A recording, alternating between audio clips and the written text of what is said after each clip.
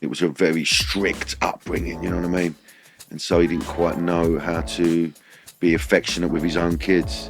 There was one moment when he was going to cross a road and he said, nah. I went to hold his hand. He went, no, we don't do that anymore, boy. For some reason, that stuck with me. Welcome to How to Fail, the podcast that believes that most failures can teach us something meaningful.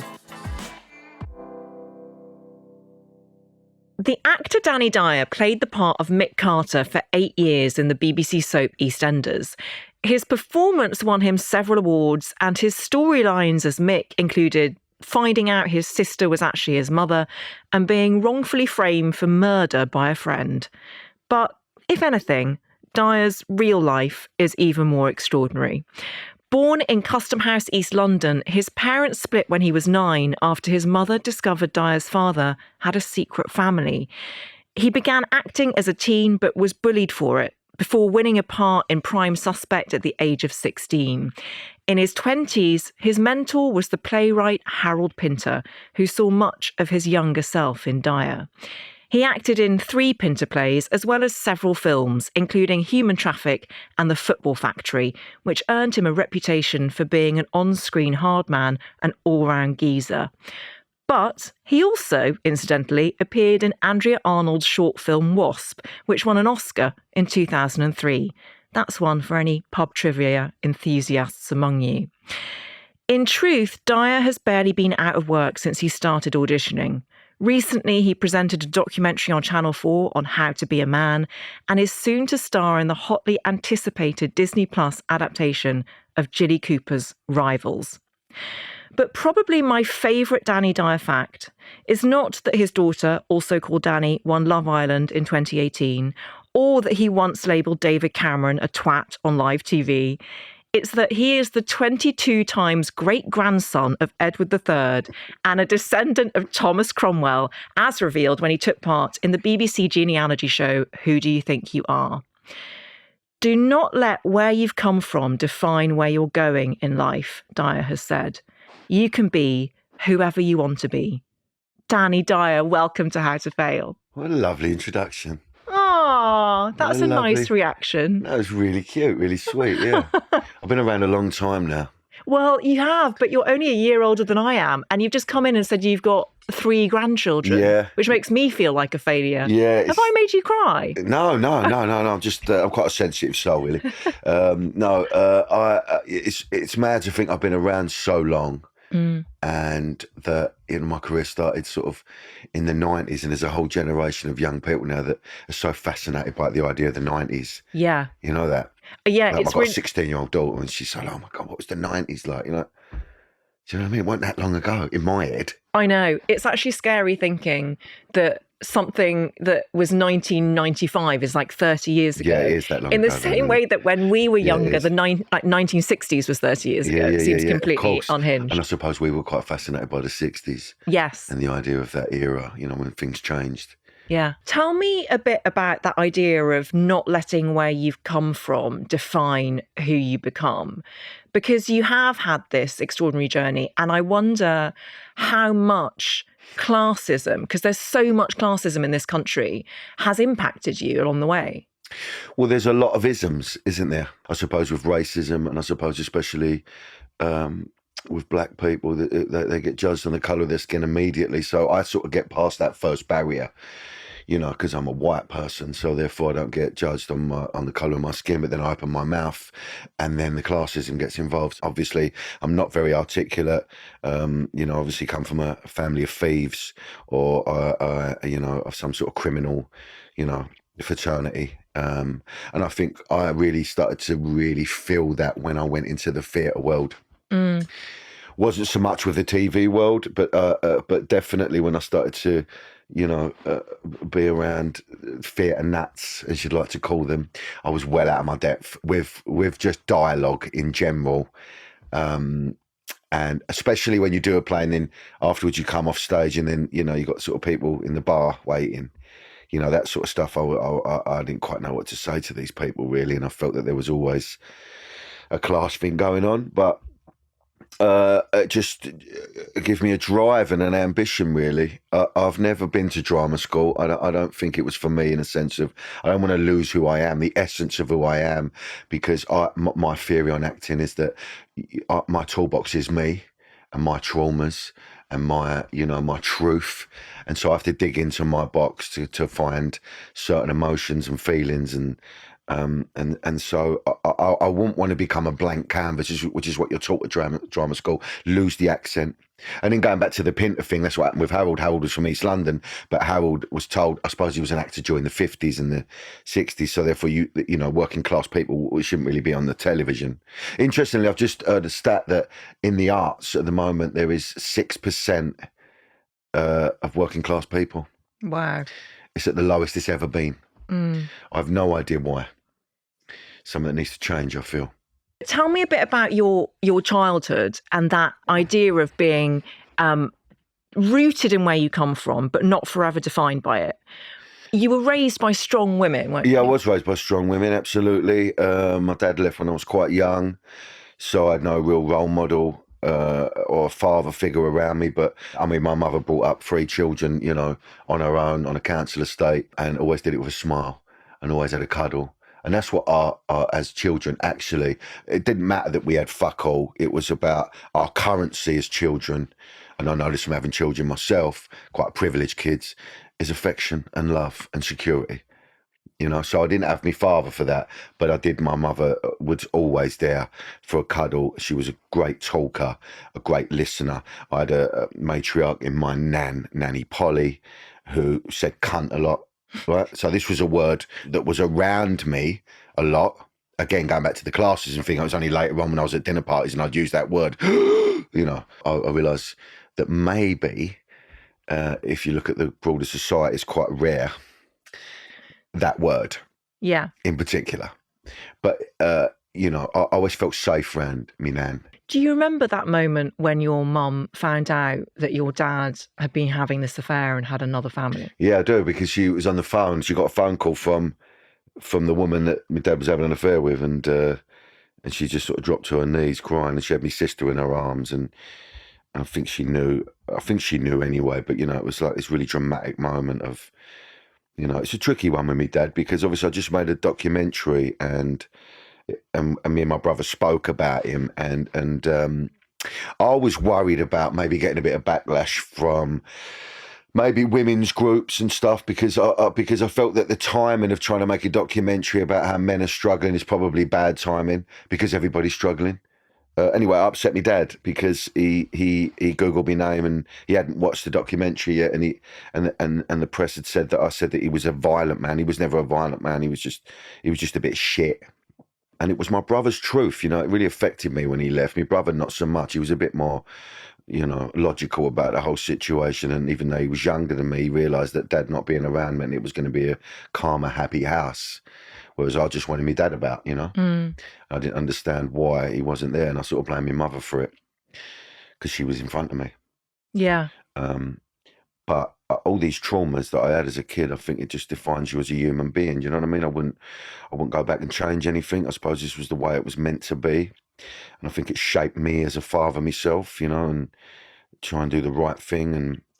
And I did speak about my dad's upbringing in the 50s, which was really difficult for him. He was born in 55, so it was a very strict upbringing, you know what I mean?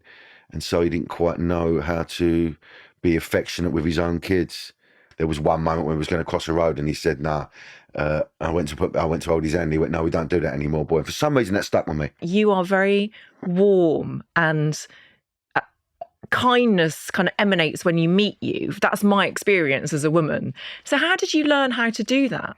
Well, I think you just, like I said, I broke the mold in a sense of, I thought, well, I'm not going to be the way my dad is. I'm going to change it up a little bit, and I'm going to actually probably go over the top with affection and love. And I think because my mother was so cuddly, I was brought up with it. So I've made sure that I cuddle my son a lot, because I know it makes you feel inside. It's important.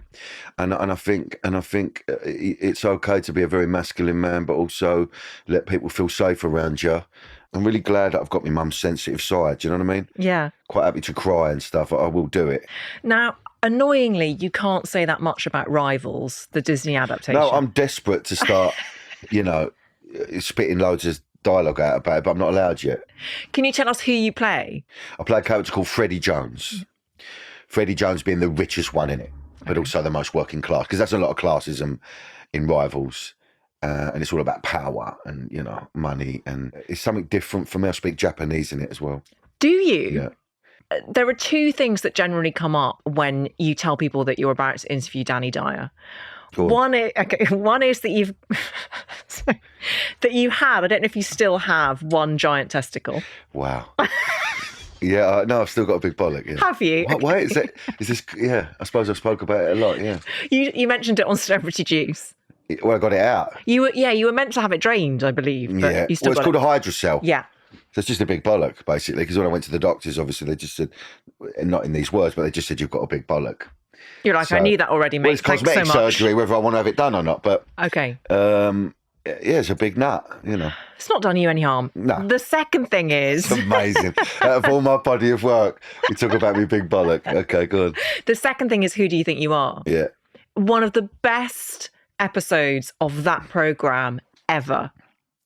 Such a mad job because, you know, they offer you the job or they go, look, we'd really like to do something on you. And you go, okay, fine. And then you sort of give them some information about what you know, which is usually generally fuck all. And then they go away and they disappear and you don't hear nothing for 3 months. And I know people that they've done that with and come back and gone, yeah, sorry, we're not going to be able to, we didn't find anything. They came back to me shaking. There was an energy. And I was like, oh, okay. Yeah, okay, so we're going to start shooting in 3 weeks. And I was like, oh, what is this? What's going on here? I never quite knew. And the thing is, you don't know what's coming. So you wake up in the morning, you know they're picking you up at 9 o'clock. You don't know where you're going. You don't know who you're talking to. You can't really plan the day in your head. And they keep you in a cafe around the corner. They put the mic on you, and then you go around the corner and then you go and meet somebody. And it all plays out live on the camera. So they don't give you no inkling of anything. So who knew? You know what? I've had a few professors and stuff piss on my parade since, saying that everybody... I mean, if you put the article in the Daily Mail, the Daily fucking Foul, and then, of course, they encourage people to comment on it, then most people will go, well, everyone's related to King Edward III, everybody. So, and I go, well, hold on a minute, because I think I was in series 10, and they'd never found any trail to... Why has this never come up before? It goes back to classism thing. How can someone like me, you know, potentially win the first BAFTA for Who Do You Think You Are as well? Although I didn't get a fucking BAFTA for it, which was weird. I stood in the queue and all the producers and the director got one. I went, where's fucking mine? Criminal. It's my family. How did it make you feel about yourself and inhabiting your own skin? Did it make you feel... It gave me some sort of validation in the sense of not really the royalty thing. I couldn't give a fuck about that. More the Thomas Cromwell thing. Because I'd heard a lot about Wolf Hall, and I'd worked with Mark Rylance when I was a child. He was my drama school. He was somebody that I really learnt from. I worked with him when I was 17 years of age, and I'd never come across anybody who was so unassuming and boring and shy and a bit sort of socially shit. And then when you said action, he was the most powerful fucker in the room. This presence, and I was like, oh, I've never seen this before. Like, all my scenes were with him, couldn't quite talk to him away from the job, tried my hardest, didn't really want to know. But then I would watch this man come alive. He had a little dictaphone and he would walk around and because he'd obviously give himself notes. And again, I'd never seen any of this. So it was like, I could hear him like listening to this thing, but the presence of between action and cut. And I thought, oh, I love it. I could see his little idiosyncrasies or the way his posture would change. And it was just a real lesson for me, 7 weeks being wrapped around this man. You know, he was my complete drama school, I would say. The Thomas Cromwell thing, though, But because he you saw played him. parallels. So he then played him, right, in Wolf Hall. So I hadn't watched Wolf Hall until after I'd learnt that he was my grandfather, 15 times great grandfather. And the reason, this is the beautiful thing about the whole thing, is that his last act before he got his nut chopped off was he made sure that his son, my 14 times great grandfather, married Elizabeth Seymour, sister of Jane, who Henry VIII loved with all his heart. So he didn't kill his son. Otherwise he would have killed Gregory as well, and I wouldn't be here. So the fact that he kept that line going meant that then Gregory had a son, and then they had a son, and then they had a son, and then fuck knows went wrong. I ended up on a council estate. You know what I mean? But if he hadn't have done that before he was killed, then my bloodline, I wouldn't be here. Isn't that It's amazing? It's totally extraordinary, especially given what we're talking about fathers and sons, abandonment, identity. Like, actually, this is the reason you're here. That's wild. Yeah, because and that's why. And then also, he was from Putney. He was a working class kid, and then he went to Florence and he studied there and he learnt languages, and he was, he was almost like, so going back to the classism thing, I suppose. It's the same thing with me. I suppose I was in a world I shouldn't have been in. I knew nothing about, but I obviously had a talent. I wasn't very good with the socialising aspect, but, put me on a stage and I'll stand up and I was the bravest fucker in the room. You know what I mean? I could never quite understand when I was sitting around a table, doing the rehearsals and everyone's talking about subtext and shit and writing stuff down. They got journals and I was just sitting there. I'd learnt my lines. I wasn't very good at breaking down why my character's saying it, because actually it's all about performance and just, selling the line. So that when I was sitting with some actors, I won't name them, that were really good at writing about it and being quite dismissive of me, when they stood up, they were a bit shit. I was like, oh, right, so you understand why you're saying the line and why it's so loaded, but yet you fucking can't deliver it. And so I would sort of quietly just sit back in my seat and go, I can't wait to get up and start playing with it and really start blocking it, because that's when I can come alive. So I suppose there's similarities in a sense of, Cromwell's rise and to where he got. And ultimately that's what got him killed, because obviously the other aristocrats around Henry hated the fact that this kid from Putney had rose and become so powerful, and so they got in Henry's nut and he killed him. I've got 2 more questions before we get on to your failures. Have you ever been to a psychic and tried to communicate with your ancestors? Well, interestingly, I'm quite a spiritual person, and I've had messages off of spiritualists that say to me that they get contacted from my ancestors, and the way they do it is from the time. So at least 3 times a day, I will randomly look at on my clock, and it will be 12:12, or it will be 13:13, or I did it today at 10:10. I just looked at the clock and it was 10:10. So it gives me a comfort that I feel that my ancestors are maybe looking out for me, a higher power, if you will. And and I'd like to think that one of my higher powers is Harold Pinter, and that's why he's a screensaver on my phone. Because I just like having him around me. You know what I mean? I just feel that he was really good for me, and I went off the rails when he died. So there's a connection there. Yeah. But yeah, I do think that they are maybe looking out for me, and because I've got some nutty blood. I'm related to a saint as well. Are you? Which saint? Saint Louis the Ninth, was it? I went to France. I did a follow on from Who Do You Think You Are? It's called Danny Dyer's Right Royal Family, and then we go right back to William the Conqueror and Rollo the Viking, who's my last relative that they can trace me back to in 900, whatever. Amazing. We're going to talk more about Harold Pinter as one of your failures, but before we get onto that, Helen Mirren. So you got this part in Prime Suspect when you were 16. What was she like? She was amazing. I mean, what a woman. I was very attracted to her. Still? Then and now. I mean, I was 14 when I got that part. And one of my first ever scenes was with her. And I got thrown straight in the mix, and I loved it, and I never felt out of place. And, she said I was a really good actor, and she was really kind to me. And then I did a film. 15 years later, and she remembered me, a film called Green Fingers, and she went, here he is, my boy, and give me a big cuddle. And I was like, wow, she remembered me, and I was a grown man by then. So yeah, that's been my drama school, working, and people like Daniel Craig I worked with when I was really young as well, and Ben Whishaw I worked with when I was really young. And I remember I did a film called The Trench, William Boyd film, and Cillian Murphy was like an extra in it. He had a small little part, and I remember looking at him and going, wow, he looks great, he's really good. He only had about 3 lines in it, so and same with Ben. I remember him, I thought, wow, sometimes you come across these people, especially Daniel Craig, it's like you just take little bits, you know what I mean? And that's what I've tried to do, I suppose. So your first failure is that you haven't been able to give up smoking. Yeah, shit. When did you start smoking? About 13. So I started smoking, and then I started smoking drugs as well. There's something about nostalgia with smoking and all, because if any sort of pictures of me when I was a baby or a kid, there's always an ashtray next to my head or a cigarette burning, or it's something about the idea of, you used to go up the hospital and people would be smoking in an hospital or on a bus or on a train. Or I remember when I first had a fag in front of me dad, I was actually doing a thing called Brother Cadfael, and I needed a chaperone with Derek Jacobi, and we flew to Hungary. And I remember my dad bought me my first box of fags, and I could smoke on the plane with him. And I remember, and the smoking bit was just like a curtain, wasn't it? Mm.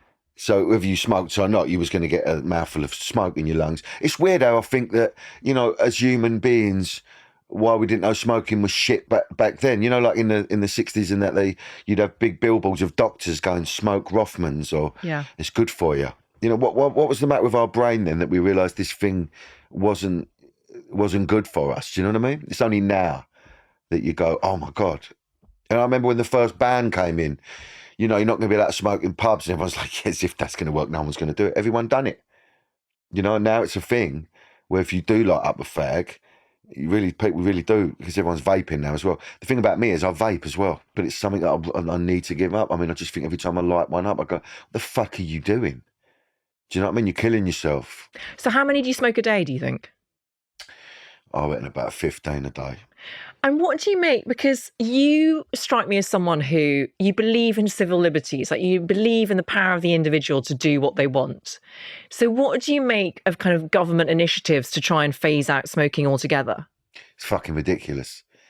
I mean, none of it makes sense anyway, because it doesn't work, does it?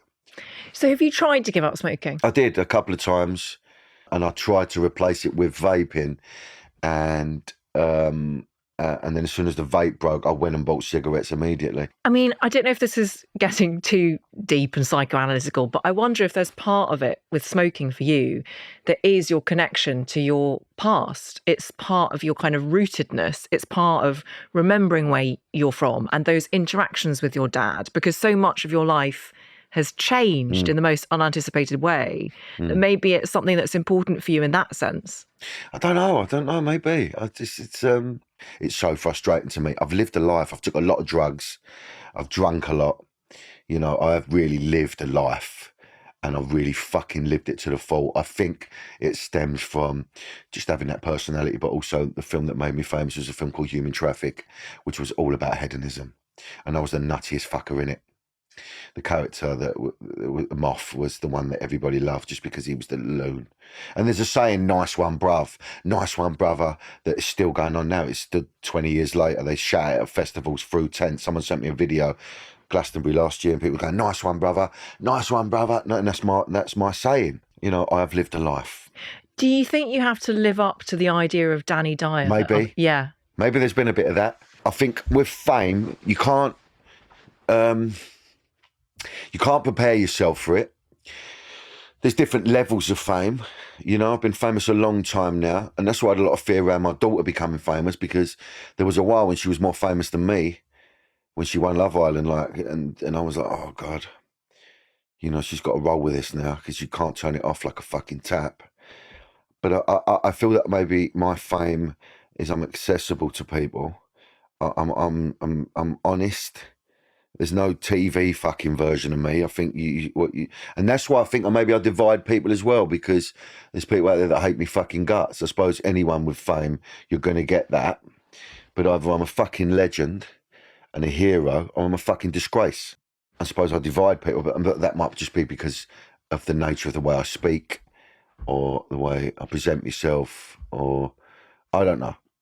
I mean, most people that I know or that talk about you think you're a fucking legend. So I just want to say that to you. But I also want to ask whether you care. Do you care if people don't like you? I used to care, yeah. Well, it's human nature, isn't it? I think I became famous, and then the social media thing came in. And then, the whole Twitter thing, when people could just say the most horrendous things to you. And I suppose coming from the background I come from, I thought, I'm not having it. And so, and of course they call it phishing, don't they? So therefore, if you reply to someone being really nasty to you, then they've won anyway, because they put the hook out and you bit. I never understood that. As I've got older, I've actually realised and gone, how much do I give a fuck about what people think about me who I'm never going to meet? And also, how arrogant am I to think that everyone's got to love me? I mean, you know, if you go into this industry, you have to accept that people are not going to get it. You know what I mean? They really go for the fucking jugular, some people. And why? I suppose because they can. There's nothing social about social media, I don't think. You know, it's really brought out the worst in human beings, I feel. And it's fucking dangerous and divisive. And I mean, look at what's going on in the world at the moment with the atrocities, and you're on one side or the other. It's always one side or the other. What fucking side you going to pick? When the fuck is humanity going to come together and we start looking after each other, you know? Because we're fucking destroying the planet as well.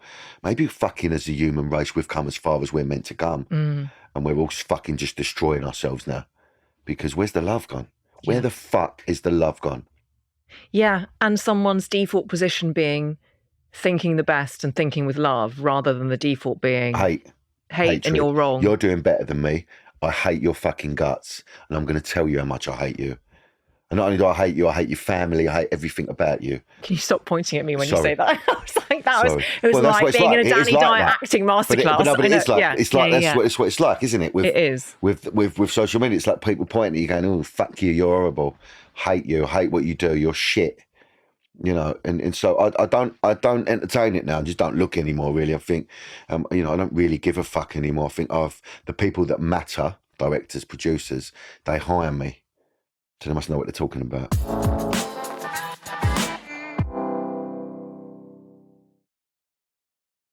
Tell me about your daughter Danny, because I remember vividly that season of Love Island that she won, and she came across so beautifully and as such a warm-hearted, honest soul. And clearly, as you just said, you were really worried about the fact that she was going to be at this stratospheric level of fame. Yeah. And how has she done since then with the fame thing? Well, when she first, I mean, I was father of the fucking year. I mean, it was a revelation to me what a wonderful human being I'd brought up. You know, because I was watching it just like a viewer. They fuck off, and that's it. You watch it every night. There's no contact from anybody. So I just thought, how's this going to pan out for her? Because I know she's got her own insecurities, and I think that she was lost at the time. She needed some sort of validation about who she was. She'd just come out of a relationship, and she was really heartbroken. And I thought throwing her into the limelight is the last thing. And also she wanted to be an actor, and I thought that was going to affect all that. Anyway, I couldn't have wrote a better script for this kid. You know, she was so honest, vulnerable. She got on with the girls. She got on with the boys. She wore a heart on her sleeve like I do. She's funny. She's witty. You know, she's got everything going for her, this kid. And so I think she needed validation of who she was. I don't think she ever thinks she was going to win it, but she did.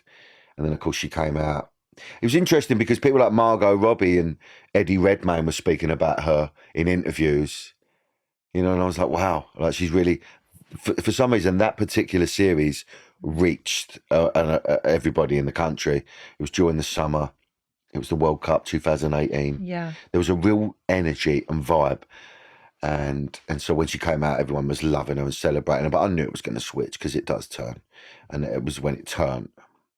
And you got these fucking arseholes, you know, and they would just assassinate, you know, Danny every week. And me as well, I'd get a little bit. With Danny, you were saying that she's got 3 kids now. Like, has she made a decision just to step back from it all a bit? Well, she found the love of her life.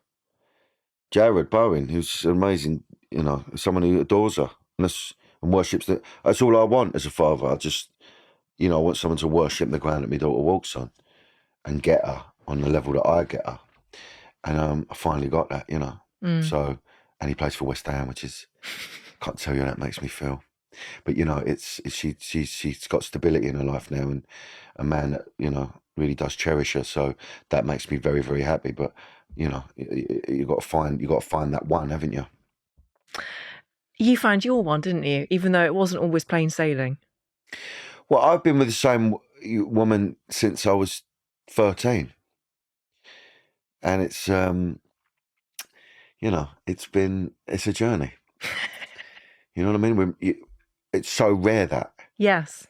Because if you think about who you was at 13 and who you are now, to grow with somebody at the same time, at the same rate, and then you throw fame in the mix. And what happened with me, which she never wanted, and she came along for this ride with me, both from the same council estate. she didn't really sign up for that. And of course, it fucked my head up when I became really famous, and I didn't quite know what to do with it. And I suppose she stood by me for a lot of shit and had to be very patient with me. And so now we get to a stage where she's quite menopausal, and now it's my turn to be very patient and accommodating and try and understand that. I mean, I can tell what mood she's in by the way she walks down the stairs. You know, the creaking of the stairs, of whether it's on me today or not. And of course, I do believe in the, you know, marriage vows and sickness and in health, for better for worse.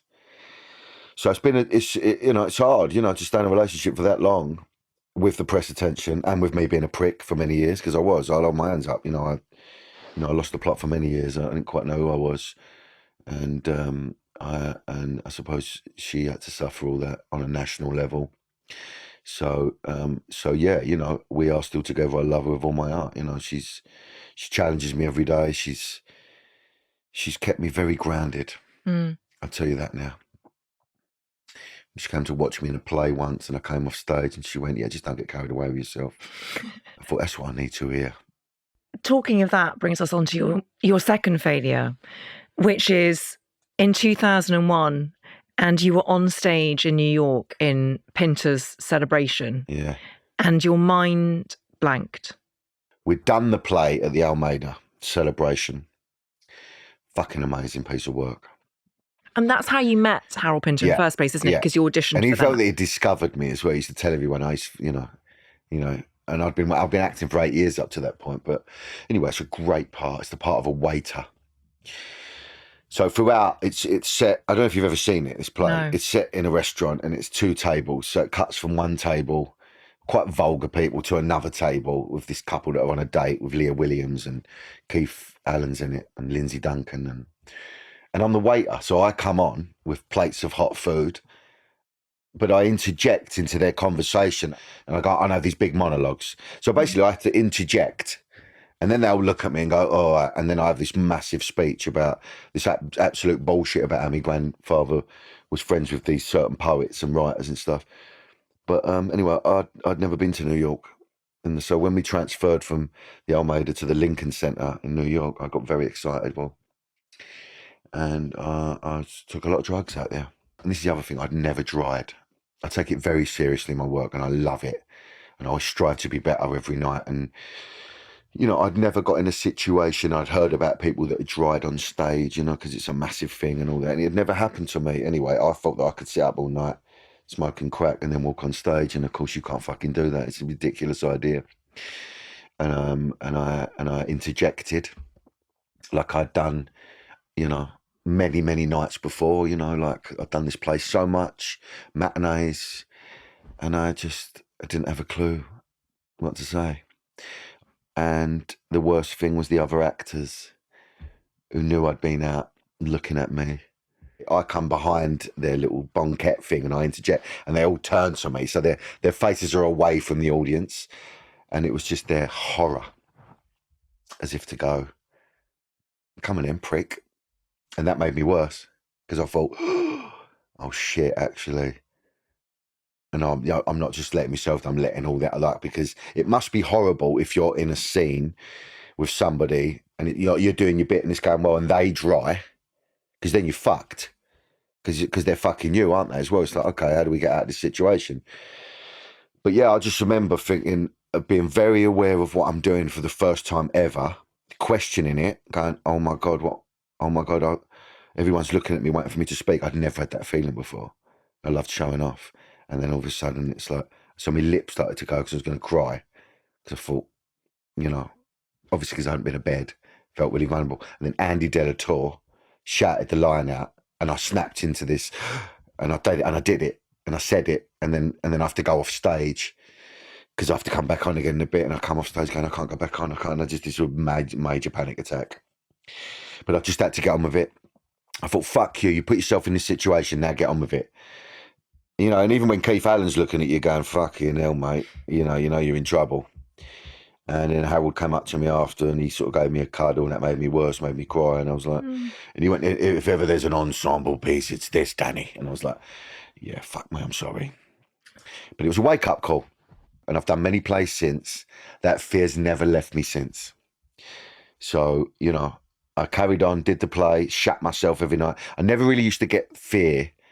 I used to just be a bit impatient, waiting to come on.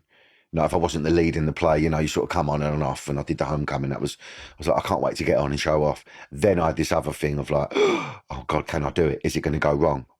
And that never left me. So I did No Man's Land after that. We went on tour with that for 6 months. Corin Redgrave and John Wood, shat myself every night. And then the last play I did was The Dumbwaiter with Martin Freeman, and we did that. And we closed the Pinter season at the Harold Pinter Theatre, and that's a two-hander called The Dumbwaiter. So I never leave the stage at all. Shat myself every fucking night, waiting to go on.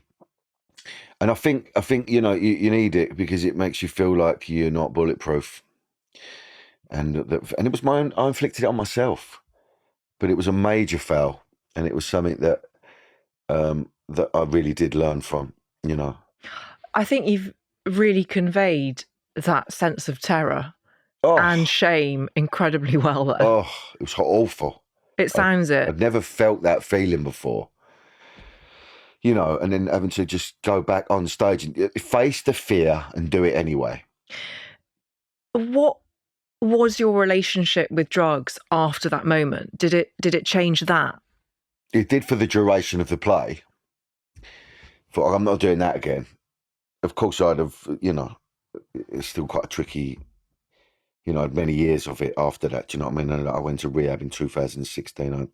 It all just become too much for me. I just lost the sense of who I was, and I think that I just knew I needed to change something in my life drastically. And so I took it upon myself, and I think most people that do go to rehab need to take it upon themselves to go, I need a shift. Because if you're forced into it, or there's an intervention, it doesn't necessarily work. If you're forced to go to a place and be committed to a place, it's a psychiatric unit essentially, you know, you need to be there on your own will, because otherwise you'll just go back to doing what you were doing, really. And I think that was a big moment for me, you know, because I put everything into my work, and I thought I was quite good at it, you know, and how dare I be in New York on Broadway doing a play anyway. And then I thought, oh no, I fucked that up now. I'm quite good at pressing the fuck it button for many years. And when I had a lot of therapy in rehab, I realised it did go back to abandonment issues of strong male figures in my life. Like my dad left. That fucked my head up. Then I became really close to my granddad, who died of cancer when I was 16. You know, like 6 months, he got prostate cancer, and then I nursed him. And he just fucking deteriorated. Like, it was like, wow, this big, strong fucking man. So that done me. And then Harold came into my life, and then he died of cancer. And I felt that, and I think that I learned from, well, I thought, well, I'm just going to fucking press the fuck it button before they die on me, or, you know, I'll beat them to it. That's what I learned in therapy, and a lot of therapy, and that's what I sort of, you know, it was abandonment issues from males. Do you have an important male figure in your life now? Well, I'm very close to my dad now, you know, and I do love him very much. You know, we've had a lot of chats about how shit he was, really, and how regretful he is at just not being very good at, you know, doing the paternal thing. It's not easy. It's the hardest job. It's a hard job. It doesn't come naturally to you. Then it's a struggle. Do you think going to rehab, in a way, was you like reparenting yourself? It was me taking ownership in my life and going, you're going to fucking die. What the fuck are you doing? You're doing stupid things. It's just, you know, I obviously had a big hole inside of me of like, why am I doing this? And I suppose I had a really good capacity for drugs, and I never really wanted to go to bed ever. Couldn't understand why people had had enough after 3 days. You know, just sitting up talking shite, you know. But I think I needed to take ownership of it because I could see where it was going. And so I just remember just going, you've got to go somewhere. And I'd had a friend who had been to rehab and had always said to me, I've got an issue, and I never believed them. And they waited for me to turn around and reach out for them.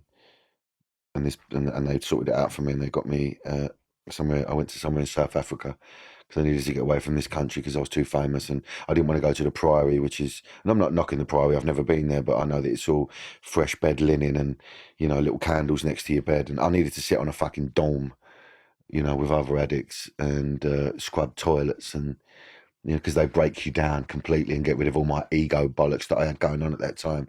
Because fame, what you got to recognise is when your ego, I mean, we need an ego. It's important. You know, it's, you know, because it gives us drive and ambition and all them things. But when it's your ego doing making the most of the decisions, you're fucked. And it's the wrong decisions. Someone else's success is not your failure. Do you know what I mean? You need to recognise that in your head.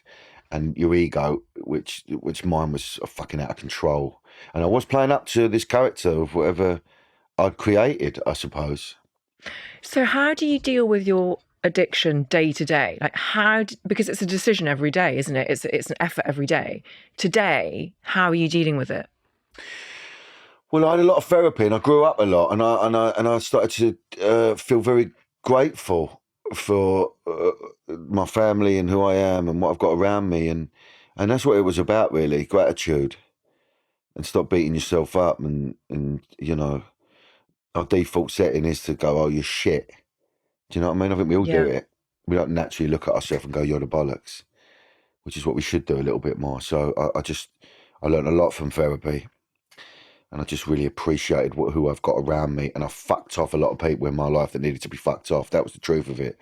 When I went through my phone and there was hardly anybody left, I quite liked letting people leech off me.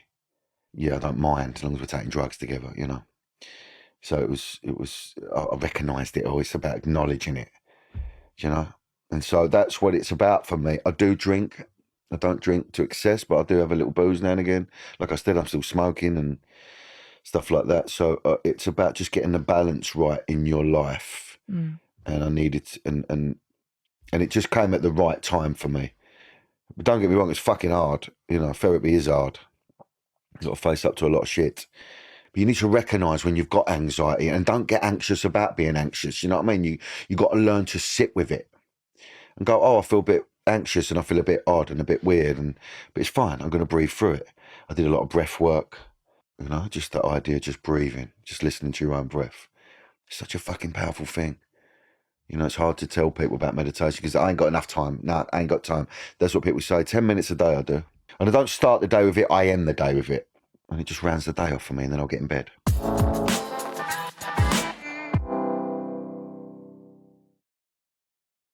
You have a dog called Debbie. But you say you don't think you should have a dog. Well, this is the thing. So I married somebody who is the love of my life, but somebody who doesn't understand why a human being would want to live with an animal. And there's plenty of them around. You know, I'm a dog lover. Mm-hmm. And this goes back to, I had a dog when I was a kid. It was just a dog that wasn't a breed. A mutt. So my dad got me this dog when I was like 6 or 7 now. This dog was ginger. It was called Sam. And the reason it was called Sam is that, because I got the name wrong, is that I used to watch a thing called Monkey, which is a thing called Monkey Magic, which was about this weird, it was like a Japanese weird thing. Anyway, there was a character in it called Sandy, but I couldn't say Sandy, so I called him Sammy. Anyway, this dog was ginger, and it had a white mark on it, on the back of it, which was a question mark in white. So it went like that, and he had a dot on his head. Anyway, he wouldn't go on a lead, this dog, brought up on a council estate. So this dog would come out with me, and it would walk with me. It would walk me to school, and then it would foam. And this was a time in the 80s where dogs, you'd find feral dogs on council estates. Like, you'd go to certain areas and there would be a dog. You know there'd be a dog. Don't know where it lives, who the owner is. It just bowls around on its own. So my dog would go out on its own, and it'd meet up with another dog. Like, I'd be out with my mates sometimes, and I would see my dog on the other side of the road with an half a burger hanging out of his mouth. Going, where the going? And I watched him get run over once. He had 9 lives, this dog. He got attacked by a pit bull once, survived that. Then he started to learn zebra crossings. So he would wait for someone to put... Like, this was like... There was a show called The Littlest Hobo years ago. I don't remember it. Yeah. It was about a dog that used to bowl into a town and save someone's life, then fuck off again. I had a fight once, and he come and helped me. Oh, this is so sweet. This is so sweet. So I love that he walked you to school and then would walk me back, to school. No lead. But then he would just... So sweet. I don't know, and he would go home. And he lived till he was like 15 anyway. So I got one shot to get a dog because my missus doesn't want animals in the house. And I tried getting a dog before, called her Treacle. She was a lovely little thing. And then Joe got pregnant and so we had to get rid of the dog. So my sister was breeding dogs. She was selling bulldogs. And then so I convinced my Joe that, you know, can I just get a dog? I just want one shot having a dog in my life. And the kids want the dog. Anyway, bulldogs, you know, because I want to walk and all that. I live in Epping Forest. I want to walk around. I've got images in my head of, you know, like my old dog, you know, walking around and dogs jumping over logs and, you know, us laughing and all that sort of stuff. But actually, bulldogs are fucking useless. They can't breathe. I mean, when I take her for a walk, it's like walking a coffee table.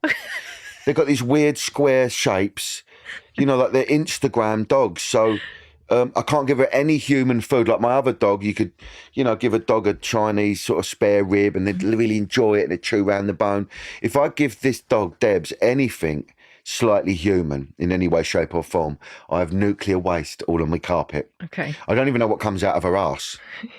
It's the most horrendous thing. So we've had a real mission with this dog and I'm trying to bring a dog up under Joe's boundaries. So I don't mind if I'm going to have a dog. Of course, it can come on the settee and snuggle up with me. Joe doesn't want the dog on the settee, so it's one of them where I've been letting the dog on the settee, but then when Joe comes home, the dog's not allowed on the settee. So the dog's fucking confused, going, "Am I allowed on the settee today or not?" And so it's got to a point where I thought probably the best thing to do is to probably not get the dog. And every time the dog has had an accident and shat in the house, it might as well have been me having a shit in the house. It's almost like I've brought a child into the relationship with, like I've had with someone else, a little hairy sort of fat child. And I'm confronted with it every day of the guilt and the shame. The other thing is this dog doesn't want to shit in one place. This dog likes walking and shitting, walking and shitting, walking and shitting.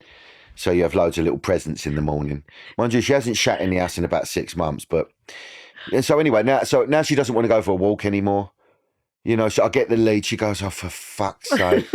I see her little face and I go, you know, when dogs get all excited about a lead and that. I don't get that with this dog. This dog's... So then I have to take the dog out. I don't really want to go. She don't really want to go.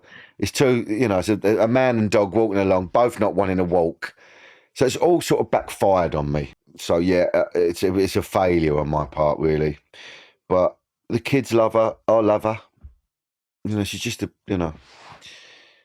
bit of a sad excuse for a dog, really. Well, sometimes love comes in surprising packages. I have adored chatting to you, Danny. What's this process been like for you? How have you felt talking about your failures? Well, it's weird because it seems to be a recurring theme. I did Bake Off recently and my showstopper cake had to be my biggest failure. For fuck's sake. I've watched Bake Off many times. No talk of failures. You know, so it's hard talking about a failure anyway, but to fucking put it into a cake, that was a kick up the bollocks. Yeah, but I think what comes across loud and clear with you is that you're telling the truth about yourself. And I think that's what people relate to. And I never want you to change. So thank you so much. Oh, God bless you. You're for very coming kind. How to Fail. You've been brilliant. And you're now going to do Failing with Friends, where you get to dispense advice to the listeners. Yes. Bring it on, Elizabeth. Bring it on, baby. Please do follow How to Fail to get new episodes as they land on Apple Podcasts, Spotify, Amazon Music, or wherever you get your podcasts. Please tell all your friends. This is an Elizabeth Day and Sony Music Entertainment original podcast. Thank you so much for listening.